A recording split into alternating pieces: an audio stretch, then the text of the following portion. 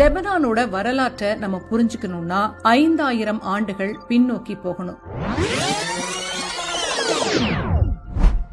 Lebanon ஒரு பாலம். கிழக்கோட வாசனை பொருட்களும் மேற்கு நாடுகளோட கலைகளும் இங்கதான் சந்திச்சுது. பால்பெக் ரோமானியர்கள் தங்களோட சாம்ராஜ்யத்தின் மிகப்பெரிய கோவில்களை இங்கதான் கட்டினாங்க.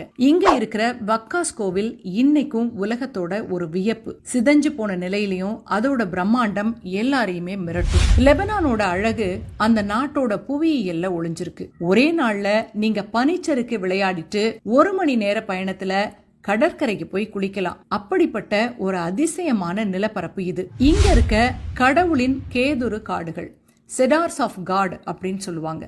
இந்த மரங்கள் லெபனானோட ஆன்மா மாதிரி இருக்கு. 1500 ஆண்டுகள் பழமையான இந்த மரங்களோட நிழல்ல உட்காரும் போது காலம் அப்படியே உறைஞ்சு போயிடும். பைபிள்ல சாலமன் மன்னன் தன்னோட ஆலயத்தை கட்ட இந்த மரங்களை தான் பயன்படுத்தியதா எழுதியிருக்கு. அடுத்தது ஜெட்டா குரோட்டோ, நிலத்தடியில இயற்கையே செதுக்கின ஒரு சிற்பக்கூடம். அதுக்கு உள்ள படகுல போகும்போது நம்ம வேற ஏதோ ஒரு உலகத்துக்கு போயிட்டோமோ அப்படிங்கிற உணர்வு வரும்.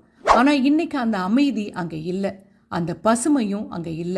லெபனான்றது ஒரு நாடு மட்டும் இல்ல, அது ஒரு கலாச்சார பெருமிதம். ஆனா கால சக்கர சுழற்சியில என்ன ஆகியிருக்கு?